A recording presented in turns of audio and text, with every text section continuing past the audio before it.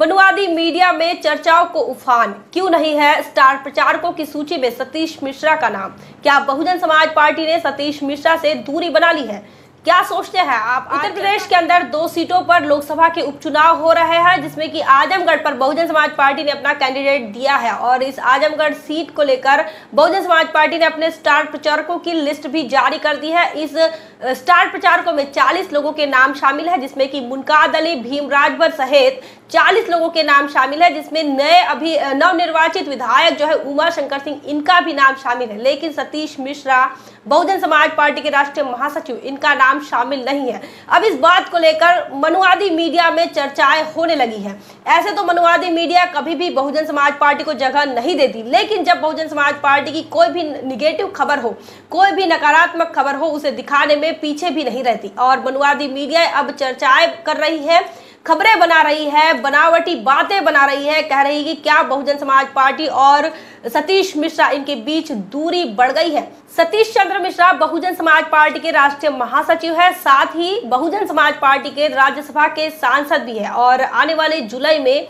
उनका जो कार्यकाल है वह समाप्त होने जा रहा है।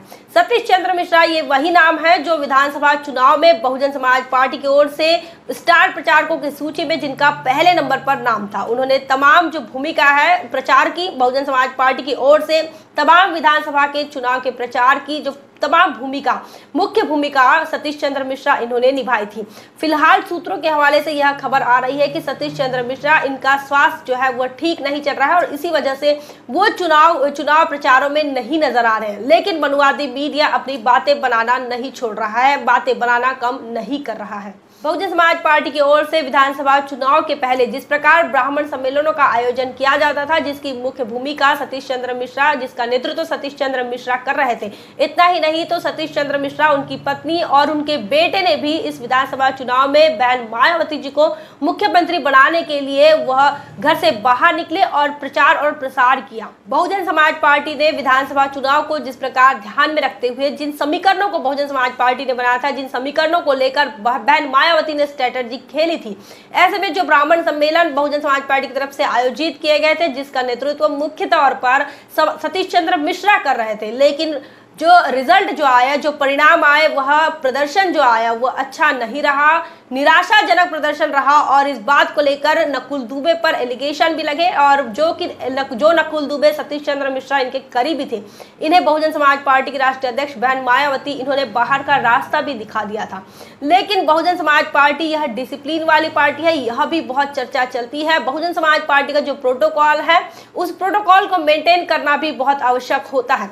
बहुजन समाज पार्टी की यह जो बात हो गई, चाहे ब्राह्मण सम्मेलन की बात हो, चाहे फिर दलित सम्मेलन की बात हो, या जिस प्रकार वो संगठन का काम करती है वो बात हो, या फिर बहुजन समाज पार्टी के प्रोटोकॉल की बात हो, डिसिप्लिन की बात हो, तो दोनों अलग अलग बातें हैं। बहुजन समाज पार्टी का जो स्ट्रक्चर है, जो ढांचा है, वो एक पिरामिड की तरह है और बहुजन समाज पार्टी की नेता जो है, बहुजन समाज पार्टी के राष्ट्रीय अध्यक्ष बहन मायावती, वह शीर्ष नेतृत्व है और वह सबसे ऊपर होती है। उसके बाद 2 नंबर, 3 नंबर, इस प्रकार के जो नेता है वो लगातार आपको नजर आएंगे, सेक्टर बूथों तक नजर आएंगे और ऐसे में तमाम अलग अलग लोगों का उनका अपना कार्यक्षेत्र, उनकी अपनी जिम्मेदारी होती है और इसी ढांचे पर, इसी क्षेत्र पर, इसी डिसिप्लिन के साथ, इसी प्रोटोकॉल के साथ बहुजन समाज पार्टी काम करती है। और इसीलिए हो सकता है कि सतीश चंद्र मिश्रा, इनका जो कद है उस हिसाब से उनको जिम्मेदारी नहीं दी गई है, या फिर हेल्थ इशू भी हो सकता है। बहुजन समाज पार्टी अपने आप में एक अनुशासन के लिए पहचानी जाती है और इसीलिए बहुजन समाज पार्टी हो या फिर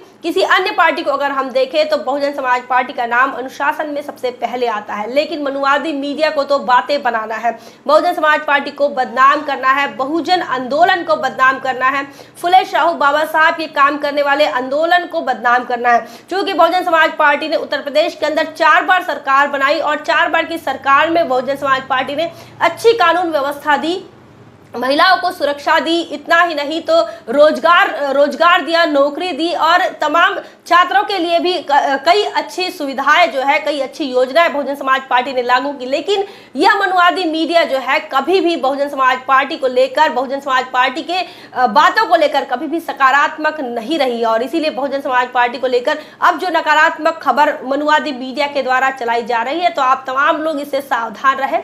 इस संदर्भ में आपका क्या ख्याल है, आप क्या सोचते हैं, कमेंट करके जरूर बताएं। बने रहे द थिंग पर। जय भीम, जय भारत।